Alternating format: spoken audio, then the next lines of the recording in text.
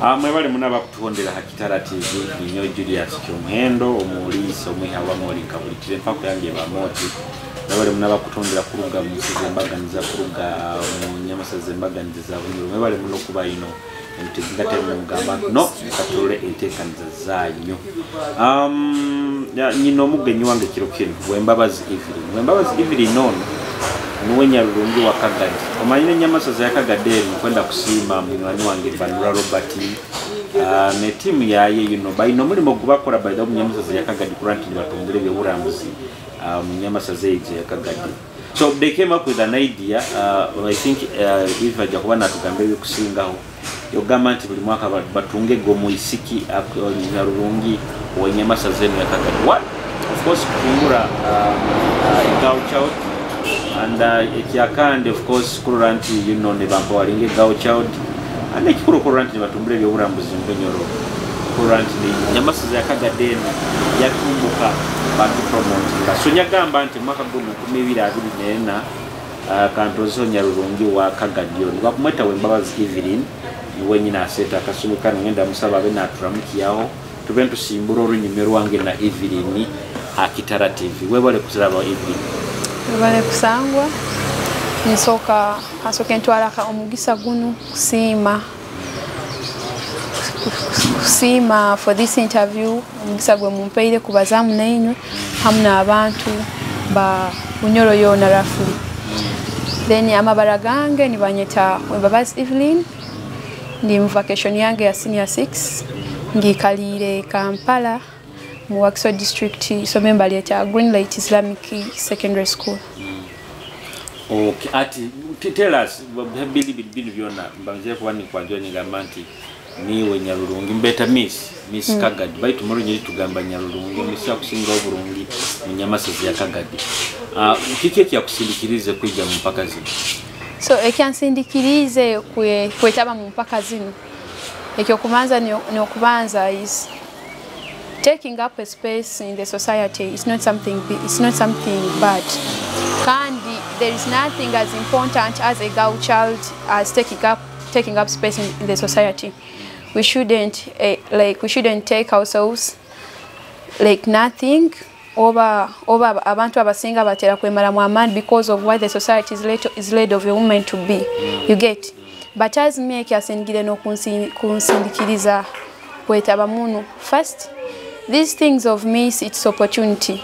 Baitu kando ine kuboine nkebiruba nko ebyawa bokuba kuija kubyetabamu wine kusoka kurora like environment is tukuba tulimu ati nkabana muno mu Kagadi muno abana bo bwisiki abakubona tibeine mbabatweka amada bakyali bato abandi like the school dropouts.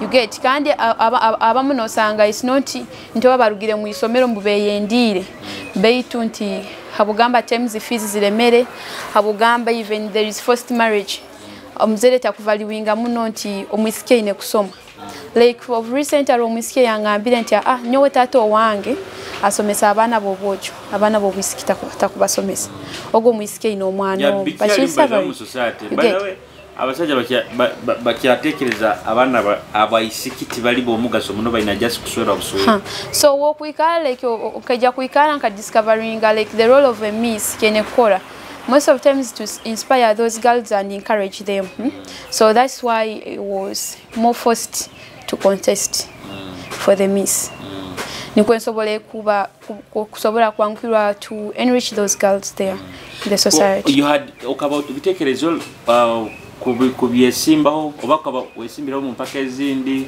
oba this was your first time? This was my first time, but someone inspired me more. Akabali my cousin sister akabaho Miss Bunyoro Ahebwa Sharon 2019.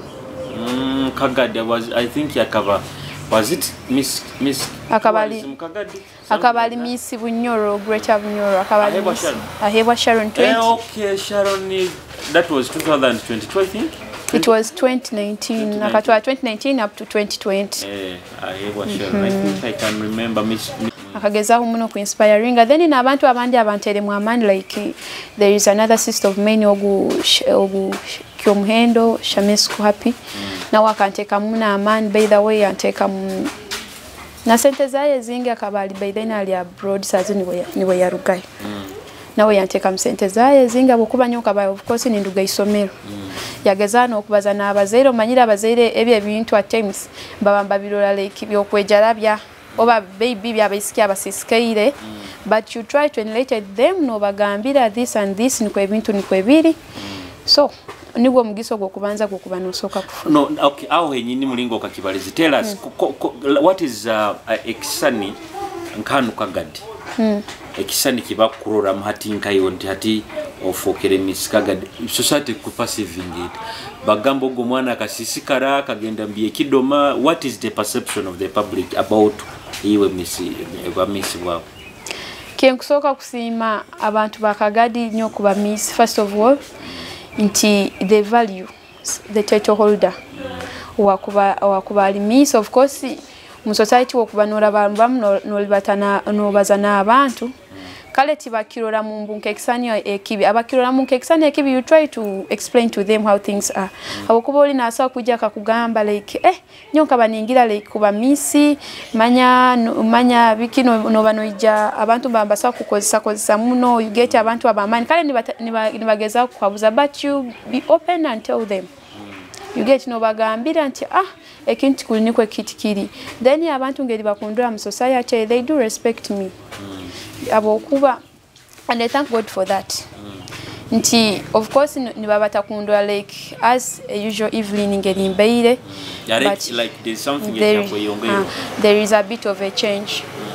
and which is good to the sides of a girl ata wanyine ndikwenda kugamba nti how is life bomezi wawe before miss and after miss like truly before being a miss it was like as like a common person nti omuntu na ndora actually oli na kuraba utakumanyira takukoraki you can't be recognized it wasn't recognized anymore but right now no kubani ndibata as in society oli na gamba yes miss na kwa kajambo na kuraki na kweta na kugambira you know this and this nike kintu so it's a bit of a responsibility oli na kugambira ati no garuka gamba how should I solve this how should I do this out you get so it's a bit of a responsibility it's not just being there and title holder and the miss celebrity what no that's not the case okay competition zozi kabazita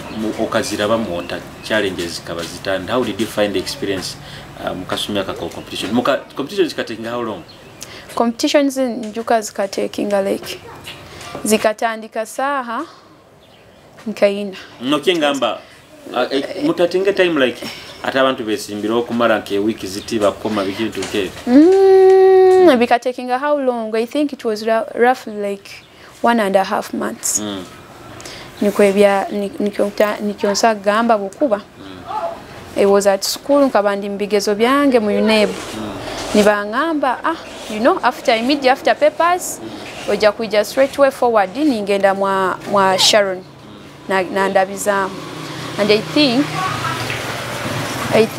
think kale bikatwala like 2 months roughly oba nyoku bikenga timanyire betu nyoke manyire bikatwala roughly like 2 months during that time mwa campaign ngaga abantu bakome ukoma kukaba kutakurwa nti ni wasingi of course I think kabine ebyaitu they more considered bitabe online voting as usual hatabe this online voting into manyire ntino jagamba banywani bawe they vote you mu groups nka WhatsApp nka abantu bakuvoting Facebook nebindi betu bitabe ito ebyetu bakabamba considering which was a very big challenge ba considering like audience boreja stage eja kubane reacting abata you get hati Kumanyisa ine kuboina abantu bayinga bakuja kubakinga up atiki Kumanyisa the amani gukagateka in mobilizing people to come so it had to mobilize people to come muhore bizindaro bikibyona nibikala nibaza come and support that's what I did and besides that nka like ni mwisiki mrokole then mu church I try to explain to them that bino ebintu tukuligamba nti bwokwijja it's kind of hard to explain abantu ba church nti they came, many people came. You try to explain to no manya these are things nti just maybe ekchweka nkyo bagambire nti maybe ati batangamba ati kabintu nkotisi bintu ntujya mubara bike you get agenda mubara betu nyabagamba you try to tell them that kuba miss some of you tulina munu mu church but girls are suffering they are like they can't raise their voice but once someone is elected obo omuntu alabiremu it's a bit easier so you try to explain those who came. Then in abandi abamuhoro they came and supported but it wasn't something easy.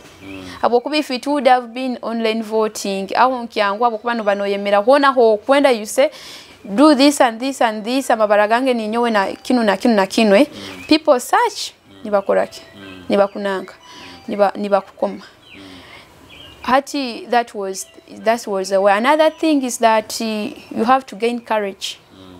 Wokuba oli hagundi ha maiso hali they ask you open questions you have to answer them orally abantu bona bakuro oranganyira ku interrupt okaba already how did you gain courage kwemera maiso gabantu you know it is not easy okaba like a leader mu masomero omanyirire kwemera abantu what I can say is you know that leadership always comes from God nti from I think in primary I've been a leader kesimbaho then in secondary now nyasimba I think mu HS ni honte simbireho for those 2 years tinyasimbireho but all along I've been contesting so that confidence already ebeirendimo. Why do you think ni wasingire abaki wasingira abasiki abandi mukaba about mukabana wenga tukaba tuli bantu mukaga. Why do you think ni wabasingire? I think nyenya basingire actually what ukakora muno kensa gamba first it's God's grace because I prayed I really prayed for it then ekindi they considered more confident kandi ekyo already kabakindimu. Then another thing I think it's fashion and designing even bija like mina fashion and designing wakwabagambia dress up like this you dress up like this then in your way already nkabanyine I had my fashion designer and designing ngire she was Miss Bahat collections I can designing then nyakozesa na summer crochets nawe ya Bahati ono Kagadi Kagadi town. Nanka for ashes wa Kampala okay. No, I used this one. Kale habintu ebimwe nkamukozesa munana wa kanyamba muno then nyakozesa na summer crochets na wali Kampala. Then ekindi kale kindi ke ba considering muno I think confident yawe okuba no answering a question no ija modeling, fashion and designing, question approach. Okay, ebyonna omulingo kayibalize bya fashion na biki to you boba norura when you go back and look into ebyonna byakoze what do you think ekyakumaking it very unique from other people? It's my confidence. Niko kyasinge ku making ayi abantu waraga nibatengete kale nyongeri nyayehuraga like on stage nikionsa kubaza nyahuraga like as if I'm not fearing anyone kandi nengerinya answering of course utwatulanye musajja kagamba fine omuntu asakuba atarabide kurungi betumuhabwize but the confident yakozeseze to explain you get ku explaining ekintu like as if no kiekakasa nti nikyo kikiri no isana kakakasa omuntu so that ya bagamba like that's the confident someone had kikat forcing to elect kumukoma then in ekindi you know ebe bintu bya miss it's not all about ntiniwa kubana akiro burungi no it's brain the beauty comes at last but they more consider the brain yawe the question and approach okabiza kuba they ask the general knowledge ebine bintu byeto bya bulikiro tibiri muntu oba mpati byo mu class nti oba hati no kola biology beje bakubuza likino na kino no babuze ebintu bya bulikiro nti omuntu watasomere no sokoraki no sokubi answering atikiri haliwo either kubibaza no kankano bakoraki obaliza hansonga no enkuru yemba nyenda kukaguza how like beauty you know perception y'abantu abalaheeruka bakutuwachinga bateke bagamba nti ati Miss Kagadi obongo wa switching into beauty. That's true. Haven't you found a challenge like abantu bagamba malini woga kusinga obulungi biki something like that, people trying to kugarura hansi? Yeah, what I can say, that's true.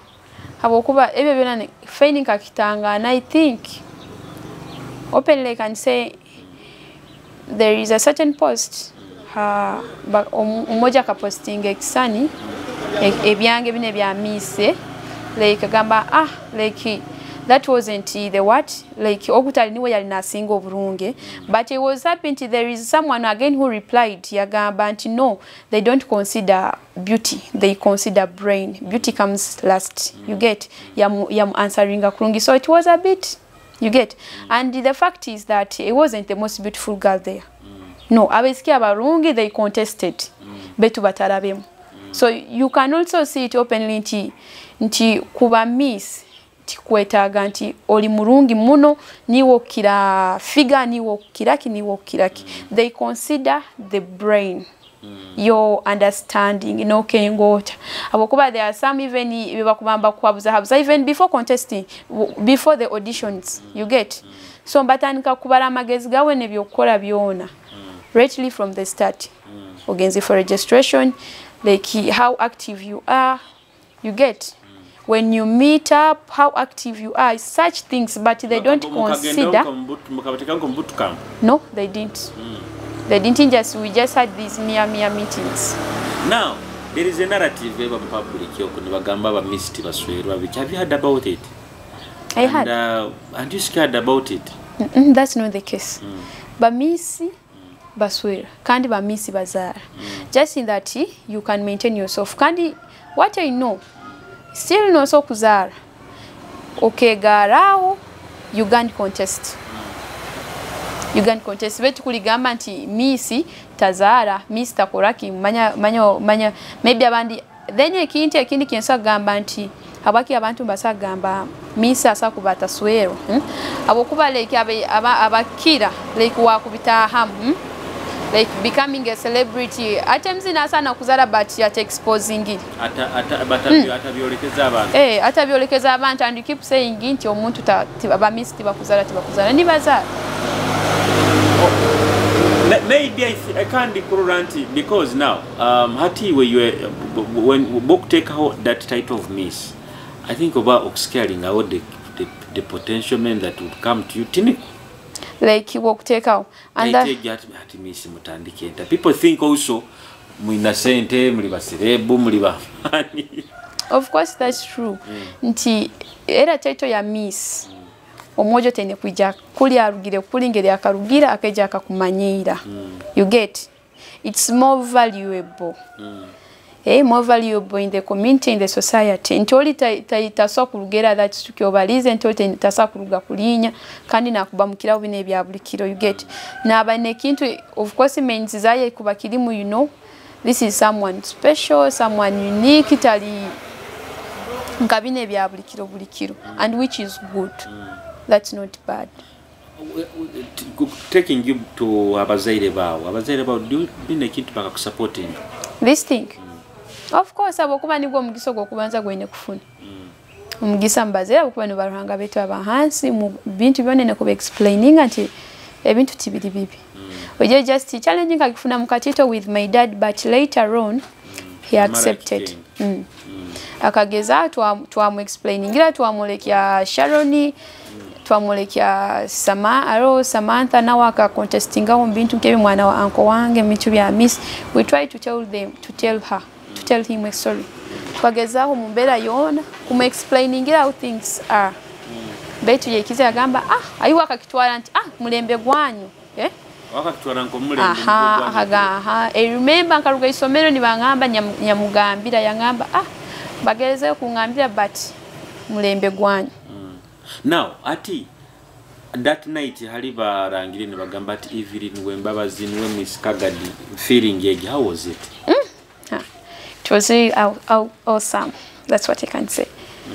Hawokuba first, of course, we mukuba muli backstage. No banororo omuntu no gamba, my God, unasakura bamusako. Hey, You get no way comparing. You compare. Kiemanyire as all the contestants sing it twali you compare. Abako already no botandikire kutina mugamba. On Malinda. Of course I told you I wasn't the most beautiful girl. Eh? Of course no banomula no gamba my God. Ona sakura bamu. Kandi no roga onuna. Onna kwa hananye ni mukira. You get, you compare. So, hati wokuboli hayanka stage bakakweta. It's really unbelievable. Abukwa first of all, ba judges to bamanyire tukabazaga na yo obere no gya stage at times omu no yiye bigambo byawe no baza tokumanya ba considering gire kimuno tokumanya ba maybe because they ensobi. So ba selecting, I think that's the greatest happiness I actually got last year. Now, at are you looking at taking it to another level? Literally at a regional and local level and Kagadi. Are you looking at taking it at national level or region Yabunyoro? What is taken is what? So, either what I can say, if things goes on well, I may continue contesting. At our heavy opening gireho, via Missy tourism. Kanibagambi, it's a really good space there. Then if I get a chance, I'm still running, see how to make it out, I'll contest for Miss Tourism. That you're in by Nijab Kabuza. Keep affecting this one? I don't think so. Of course, as a girl, balancing a life of Miss, life here trouble. Actually, let me ask. Of course, see, tukuligamba nchoba nkinya affecting, nchoba nimbata kujagenda continuing and emsomo young. I have to continue because I have to inspire. This is thing of inspiring. Eh? Like try to be hard to be a role model of someone. Of course, ati tinsa gamba encourage people abana ba senior 6 bambite mutakuwa mwamani mgende mu continuing musome like take up space mu education opportunities azezo kusoma you are not dropping out of school. Is that really right? No, of course. No. Inakuboleki anti a girl child can graduate. You can still graduate then ukaruga mwaze mutwina abakazi abamani mugundi mu Uganda basomere they are well off nibasinga n'abasaija so you can still stand and be that someone. Kumanyisa kusinga abasaija you know kumanyisa anti abasaija you know there is how they undermine women mu society yona yetuze tukuba tulimu kamba ati ogwo mukazi biki you get ati ogwo mukazi na balida na leadingo hanayi ogwo mukazi you get something like that. You get but like as a basic we should not consider them. Kamba ati you think oinamuka character ka feminism tukikanje tutekinga on that. Mwebale muna bakutondera Kitara TV tukaina wekidao mu Miss Kagadi omunyorokati wembabazi Evelyn tukanyimya nawe career ya yenu ya Miss Kagadi.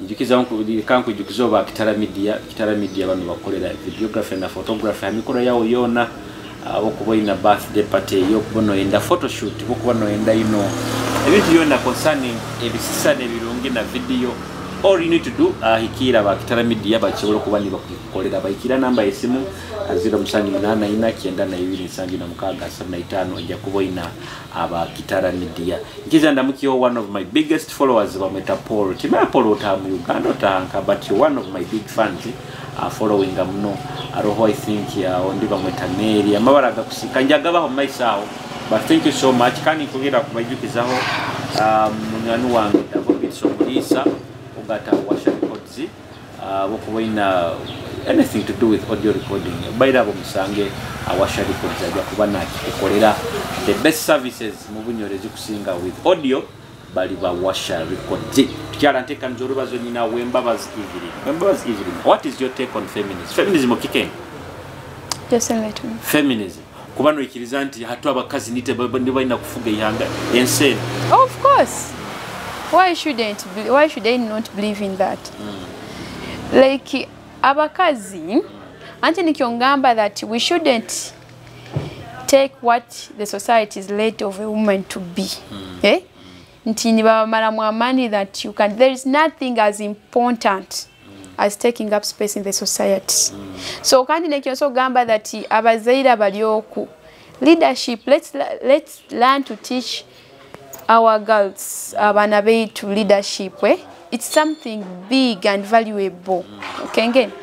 So omuntu ukuba like omukazi kwesimba which is not something common beitu kale biba. Beitu there's the way how girls nenyo ni mkimanya nti abesikia balyoku nti omukazi wa kwesimba neyo no hura like as if we are real something. You get then omusaija habokuba omusaija tukimanyirira abasaija buli dakika na yesimba kinu na yesimba ukina yesimba beitu omukazi wa kuija mu society ntati yesimbireho it's something valuable. Are we going to see you myself not taking out the part of politics? Politics, as I said, leadership comes from God. Mukama wakubacha ile that's best. That can happen. Usakso stopping. It says it's something from God. It's a gift from God. Leadership comes from God. Ela space we kuberoho, you take it up. Mpozi we kubeta ro chance. Mboba nanye qualifications zibatayire kutinzini. There no so gamba timbine nokola kino byeganya but qualifications zona zibakubatayireho like obukwakulizo bwono bwo bateyiro ukwanti no so kubulaba busa kubanki mpaka nanyo kwesimba bagamba nti emyeka ni yenu manya biki education level what you go obomezi babo bukahinduka bwatu bawaire miss it's definitely bukahinduka baitu kwendo ngambe bukahinduka bita because ugeze previously usakuwa baire oina mulingo kujwara wagati bamfokire misinja kujwara anti that's true usakuwa previously abaino liye kikaja street no gati aze nkwendo ngambire obomezi bwo bukahinduka buta after that night when you are declared Miss Kagadi. Obomezi wange nge wahindukire mu nkanyowe as a miss like before nyali nyine ba sister bange benda mune bintu byo kupatinga ba brother bange actually my brothers like more ebintu bya parting but this time round nimbagamba kine kikaro tinkigyamu bebikare wagenda mu kabikendeza kine kikaro tikiri kyange tinso kigyamu they live no kubanti obamba hati kivuru kingamba ngamba bojo tugende nimbagamba tibagamba okafuna amara ekyo tinkigyamu they understand bakuzire bakuru basomere they understand kandi ni bakikenga then we something ekinde kya changingire of course dressing code nebene kuba totally nebene kuchanginga mukali nebene kuchanginga bokuba novere no jwara byawe no libata mu ahantu no gamba after all ninduga mukyalo ningiya muhoro naisa namuka ningenda bugendo bakale muhoro we live muhoro ninja Kagadi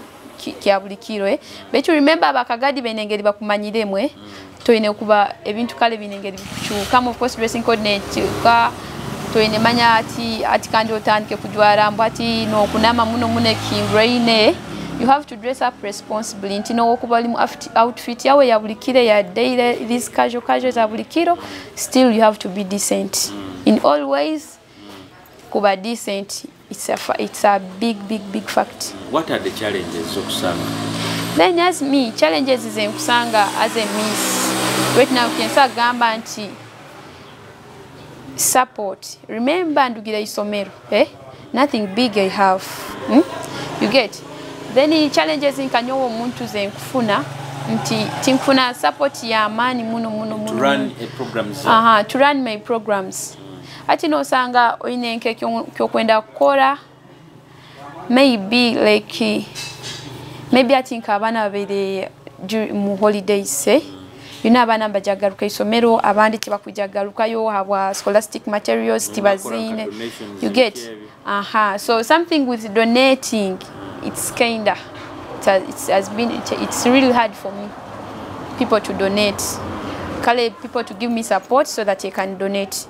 You get. But I think if I don't know, but Timanyiro whether this whole thing yananka ya Miss Kagadi is it a foundation body something because it is easy you can write proposals abantu bakakusagika when you have a good kigendero kirungi people can support. So with this what I can say oba ngambe kirinka kita. So kensa gamba nti tikirimbu foundation ya amani nti oba okuandika proposal yawe okagiha abantu. Kati there is a certain honorable kamwandikira proposal beta kangamba you know have nyine kuba ku approaching NGOs zinani government whatever nzo yangamba nyine kusearchinga ho bikebe and of which yakingamba kandi me as a person remember kuligamba nti nti ebintu bino mbimanyire mune boba kuligamba nti nyowe niso kwa muno ku like mbubali close munezo organizations zili close muno hali nyo you get so ati no bunyabisachingire hagugo nyakora still I didn't find something I want. You need to get perhaps a handler utafununga omuntu abikura byame bintu bino to help you. I think you decade of nketente office yawe ya Miss Kagadi inakubaho PR inakubaho utatunga abakuyamba nkafuna maybe omuntu gamba kunyamba wa kunyamba like program zange era still tizikaturukire kurungi like how ngedi kale tukakienda is honorable Jennifer Byarugaba James Byarugaba so he has been with me since from the start can't twine betu kuchumba tibikaturukire kurungi.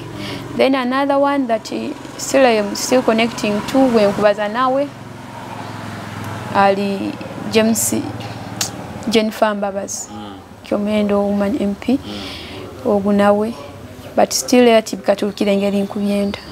That's what now abantu abakumpondera I know quite a number of people kugano Kagadi mu mpondera abaina center we can support ekibigendero bya Evelyn even akusa alabana abala hero kabakwendeze nko kusoma tibaina just ebitabo it doesn't mean ebitabo just yakakaga pensioners nga just center tito my friend MP Achali you are my friend tuyambo mwana MP to be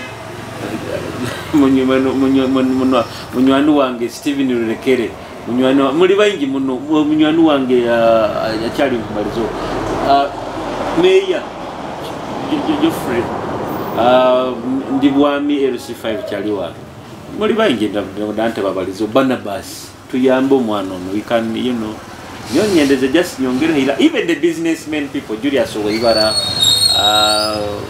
munywanu wange Zedi only that hapo sometimes usakusanga miaka yabo ni wagabi ntibilivya na but we can stand up abantu anokusaku bayikira and they support your cause including you have a cause that ekusaku yamba bana ba Kagadi ekusaku yamba mwana mwisiki wa Kagadi it's just a matter of kweha you and okarumba abantu banakwaire ekitito no genda na that's true kwa sazini maybe ekintu kikale kintu kenkozire muno muneke amani maybe mbere ninteka like umanyire mukyaro ko abana besikino bali mukubonabona muno okenge tibali isomero tibaine busobozi tibaine ate kyamani kembe ni correct just talking to them to encourage them okora outreach bazana then boleke anti no matter what no kuborugire mu isomero obozeireho batozeireho still nko mwisiki no sakwemero ketandikira he kintu ekya bintu bitito muno nora abantu abene nimbageza kuboleke anti abantu abene business zona tukuligamba anti bakatandika anti bene kikoto no bakatandika still nabo bateine hali abalabire mu mbera nkembi no kirahiwe yokurora you get ati nike kyamani kembe ni nkora just talking to those girls encourage them sensitize them. Who inspires you mbomezi bwawe whatever kyokora orore no gamba no this person this woman inspires me omuntu asinga ku inspiring muno actually I have like two people. First is Jennifer Kyomhendo, woman MP. Then he owned as in a gospel, mukazi mzini wa gospel ali Gabi Ntate. Those people are really hard working. Jennifer is inspiring you can include politics. Though okay penege but myself then how does it inspire you? Ntati. No, but ekyakusinga that ali muntu wa ruhanga. She always puts God first. No, kuba following ebintu bya God is always first. Real hard working. Aine ebintu bya the dressing code. I dressing up very decent. No byali ali nti yali nakola oba TV kya Spark yali nakola Spark. Still no she could dress up in a decent way. No muli makagule kagamba kumulemesa kutoza ruhanga wa. You get. So she's really a nice person. Nti mbo wakuba na inspiring mbo it's not bad. You get. Also hard working, also open with the society na yambe in organizations zaye za kuyamba abana. Ekandi we Jennifer Mwegon uki. Jennifer you working kumwegon of course mukazi and is in politics. You get. That's really something good. Then ekindi nti when kuba nindora kale when following ebintu byaye like nosanga ali wakubali nko society wakubali mu society takwetwara mbu oh you know kale society ngeriye kuberi muni kwakoraki ni kwa gitwara nti wakubali mhati ndi hakiaro that's the way how she is wakubali bintu bya politics so serious with this wakubali mu office very serious with it you get so she's a really very Montali determined ayuni also determined nekintu kyanti wakuba na chikora she does it in a smart way wakwana ikuwa na in a smart way wakubali ati nyonkalora gundi yayali obali akabali nabazana abakazi batikale waluraga kimunti ebigambo byaye engeri akwera byamu nabakazi really nice no naye nuko kwenda kubodi now iwo kwenda kubaki me because oli mu vacancies ukakora combination ngakora BCM what do you want to take up at the university kwenda kubaki uteke kiroto kyawo ekenkura ni nyenda kuba it's being cardiologist bantu barongose emitima nike kintu nkura ni nyenda kuba kwa kusemeza abantu emitima okwa bitu kumanye bya university no so gyayo kandi bakakusindika bakakusindika nka betu nye ikiroto kyange that's it actually something in gambe I must go maybe but that's it that's something I want daktari wakusemeza but ateke kintu it is kiri mu biti bingi you might be a physician doctor wenyini no semeze mitima ari kusemeza abantu mu bigambo byo kubaza anti ero no kuba no semeze of course when kuba ni nkenda ne mitima ya abantu ni baninyenda ebe very nice bening semeza we clean the rubbish yona kubera mitima you get no matter oba binu byirwaro oba bine ebintu byetu bya bulikiro kiki kyakusindikirize kurokoka you still young ekintu kyansindikirize kurokoka first bazere barokole obukarokoka burokoka wenga bazere bange mama wange murokole then ekintu kinsogambe ekyansindikirize kurokoka no kwikara mu burokole nti oburokole kusaba kusaba kale okuboli murokole you feel like as if about say a bit close to God kandi oburokole bombeka okwikiriza kwa omuntu more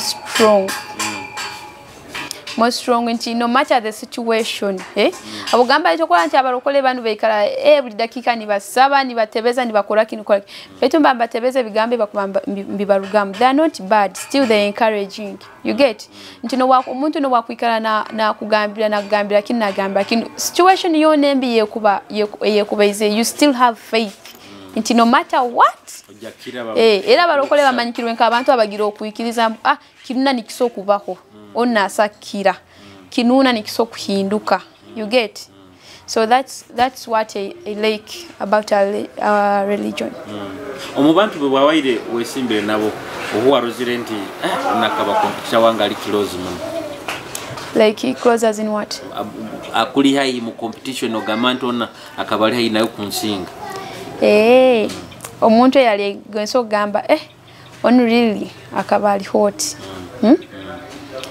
Was my contestant number 5. Akaboho. Akaba mweta. Ziti. Umanyira akaija beda wakaija na ati last. Ba contestant bagenzi watoku bajuka amabara hivi. You didn't have time to meet nkanye mukamanyanga na ba contestants? No. Abandu kabrode na kireki. No, Kumanyisa anti ati ogo muisiki akaija ati last.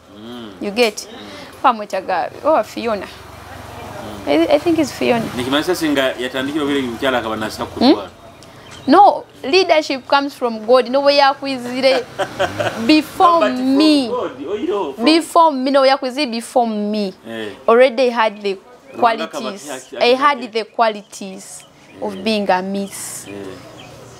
No lipsikira bokuba no gamba kabana nawaka. Anti kensa gamba maybe habaki nintekereza anti akabali nasobore. Habaki ninkibaza anti ukezi ha dressing code zikaba nizisanamu nezao faini zitali nizo zonyine nonye, but you see the fashion is a bit the same. You get? Ati na hao nyagambire how these people baja kujajinga bata maybe nkamsinga maybe mbintu ebindi betu kengagamba with fashion they most byendaga kuisana kubalansinga mukatito katito. Nikyo ngamba ogu niwe so gamba abana we ali murungi. Now ati after this ati tugeze babo quite is always 1 year. We will be kwato kyali Miss Kagadi. What next? What next? After when kubandugire mbine ebintu, of course ngeri nkubani ndi mukusoma, I'll proceed on with my education. But still, I'll still be connecting with the people I'm connected with right now. Abantu banga abamani, of course, ndi manisigaraki. Nyokuruga hantebe Kumanyisa, the communication and all what is done. You get? Kandera still, tosokurura muntu era nabona bukuborode kuli omutima ngo bakozeke kulimu okasigaraho just once still. A miss is a miss. How do you rate Gladys Yamgiro? Come for Relating Gladys with me. Gladys tell me omuntu obunya following them. That's what I can tell you. Era nothing big as me person bemanyire homu. Ati weto mtera kasema mga Gladys, I'm going through this yo kakikorota mweka buza you don't have enkoragana ero have. Enkoragana hii eroho but not as such. Tukuligamba nti oba mboba ni murura okubyo oba ni nkoraki oba kwaro. Oina mako kwematira giviri. Ina mukaliko kwe feeling. People even can tell. People can tell. People can tell. Tinsa kwematira. Kale no yematira where necessary. Mainto inegamba mpati kale kwematira kuija, of course buli muntu wena where necessary nti not to be undermined. Oba tibene kudisi over closing respect yawe nko muisike. You just maintain your respect as a girl. That's all. What is unique about you kusikira ruhanga mulingo ya kuhangira? Tell me what is your strength. Gladys, sorry Evelyn, I am unique in this, strength is this and this and this. So ekintu kenye manyireho nti Evelyn indeed kenuna nyemanyire mba mukazi mba muisiki ali so hard working. That one I know. And I thank God for that. I'm so hard working. Nti tokorona nyo wenti I'm at school. At our school ntusasura 2.2M milioni 2 n'obukaido bubiri. Baitu buligenda isomya ninduga mkyaro, ninduga kuli mkyaro. Tukuligamba nti daddy wange oba mama wange beine business ya amani, nti oba nibakora kinu bazere nkabandi. Mama wange na alima, mama wange mulimi. Mama wange mulimi, daddy wange mulimi. Baitu nibasawa kumusaswa, but what ne kuba forcing determination yange habitabu. nti when kugenda isomero ndibakirola that ndi so focused na nebitabu then ekindi nti nanye ninkirola fees nike kintu ekibere nkibachwa muno fees zingi so during the holidays in all ways nintandika kuseraki more so in third terms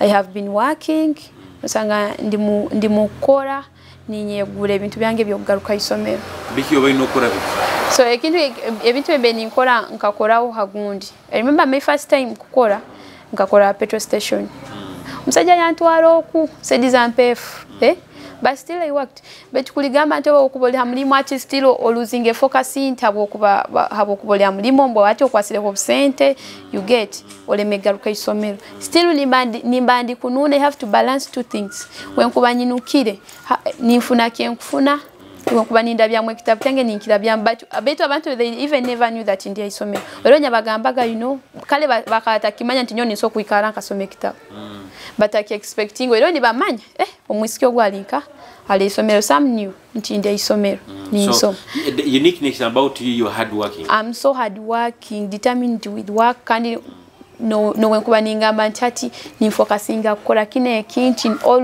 ways Nineke kazi akulemerawo nyine kulemeraho nkakifuna then your weaknesses buli muntu agira weaknesses what is your weakness my weakness sagamba something that ekimara mumuna amani like omuntu kuija but it's my weakness again my strength kukola nke kintu kyango banko kugamba you know I have this plan hati now like before nkabandi nkaningenda mu senior 6 fees za talibaniza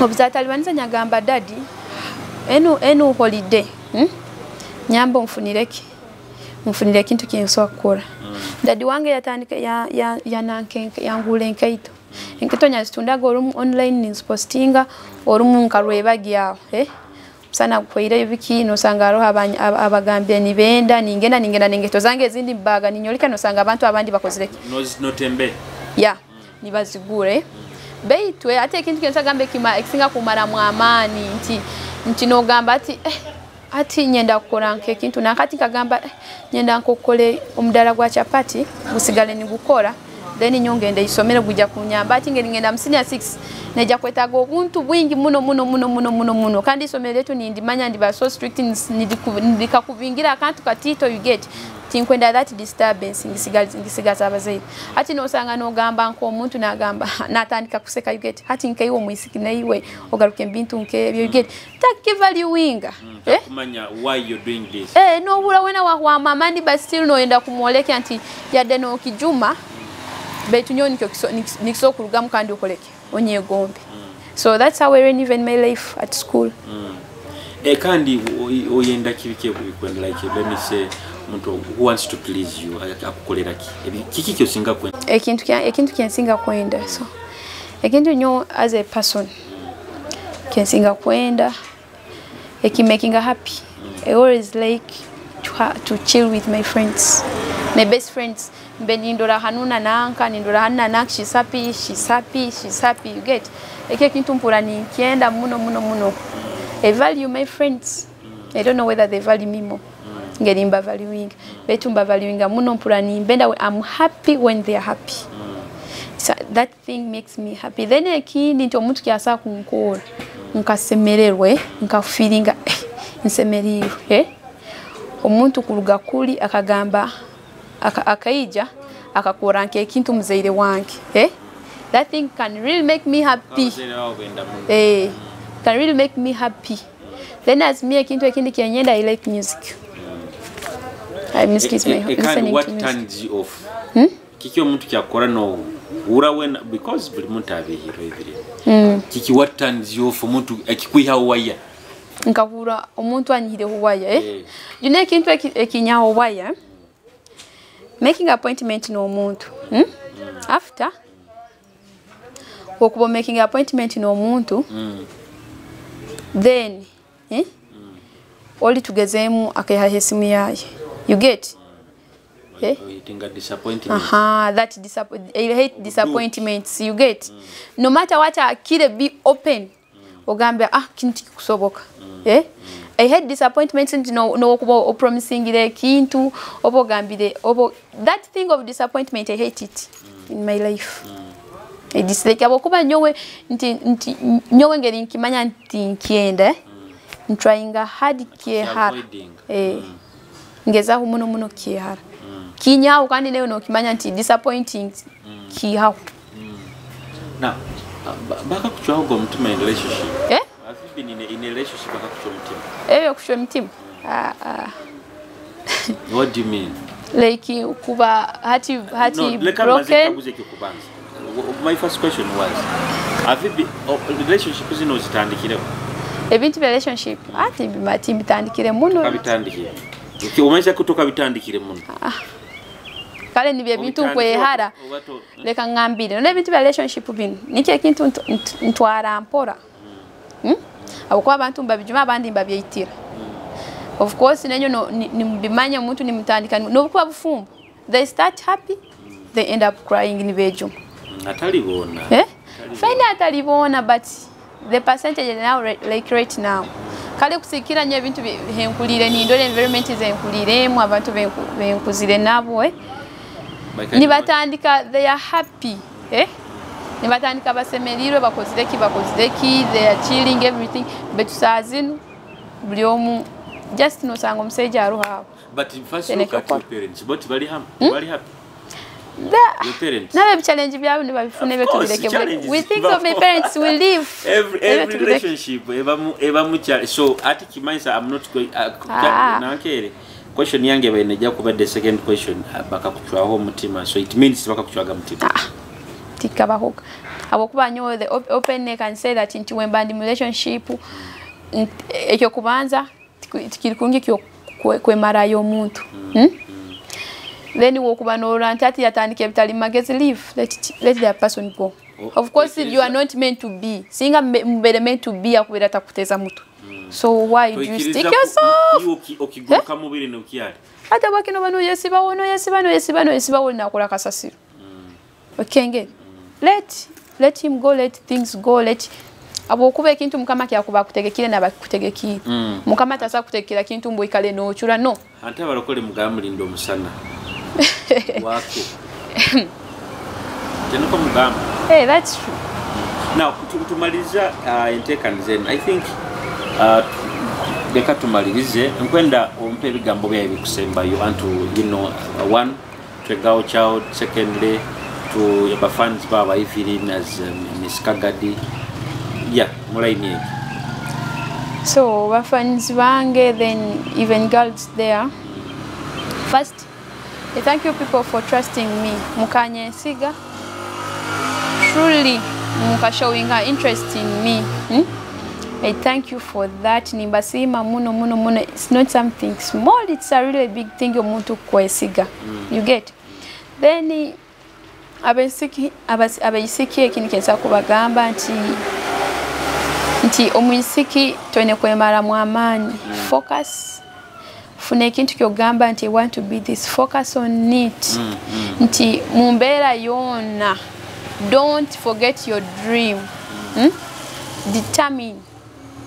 determine buli kyokola kyona kiteke mu determination teka mu amani kiteke mu love kikole no kienda fine osa kufuna challenges no funa kutalibanza no funa kikola kye wihawe lemera hakintu kyawe kirungi have role models nice role models leka kufuna omuntu just aliaho no gamba ati ni mwegomba wegomba omuntu naye wokulona na kwesectini sana hesa community actini sana hesa everything in order kale I directini sakonka have such role models abantu mwegombeho mwegomba abantu nkabo muleke kumara gomba bintu mboli akozire kinu manya bisoke biki ebyo no ebyo twene kubyegomba bukuba they are nothing utakafunire utakabeire nke was as a strong woman you get so abesiki kenkubagambe kindi then when I go to the sides of banu bas could drop out see the early pregnant mothers ba abesiki no sanga funire silimu akyali mwana mute that's not the end of the world still as a woman you can stand as a woman you stand create something for your own. Otamalaga ikalo kagamba this is the end of the world, that nyo mbilekere buleke nsera antwale kampungura ni haho. That mentality is very bad. It's not a good mentality. Okay, again tekereza mbi abantu bona bali kurungi, abakaza bali kurungi, abantu bali kurungi tukuligamba nti bakakula bali kurungi muno bamumbere nungimbo abantu bakuze ni basafaringa but sazinu bali kurungi. You get, they are happy life, they're not depending on anyone. You get, ebintu bingi omwisiki byoso kwekoleraho olimuko oli mukyaro kutandika kuluka ebya emiguha ebintu ebikwetaga capital ebibo emikeka ebintu dollar, they are not even common in town.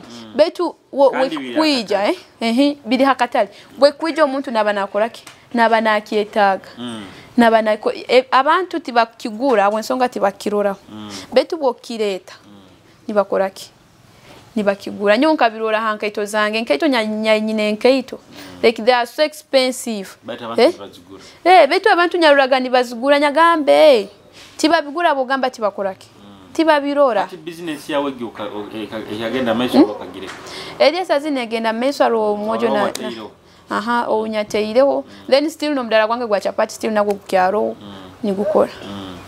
You know, there's a unique things byokora abashya abandi batakusakora.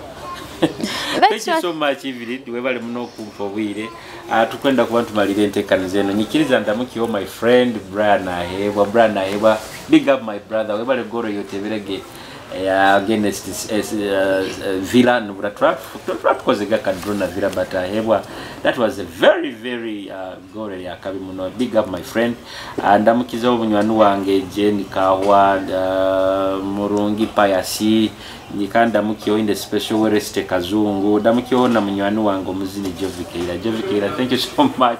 Ebisande bino byo posting gaka byamani muno. By the way, you have in tell us your social media handles abakusa ku following social media platforms zange ndi Facebook. I use Sidin Sarah. Sarah is my mother's name. Sidin Sarah. Then even TikTok, I use If Sarah, her Gundi, her Instagram. I use Mario name Swimbaba's Evelyn. That is Instagram. Nanu amabara gwate alo biogenda you have to make your name a trade name Swimbaba's Evelyn. That's true. Okay, nanyole kambere kerezente kanza kwenda kuba ningi maraka sumikanuke nyimba ile na Evelyn Swimbaba's nyarurungi wa nyamasiza ya Kagadi. Anda nyendeze bigambo byaitwe gawo chaoda bale muno ku encouraging amendeze. I think tujja kutunga yakaire Swimbaba's we get in touch tongere tubazeho Kitara TV ninyogira sho muhendo ndeka tudekanga no ku cooperate na muteka zinda Kitara TV. Thank you so much. Bye.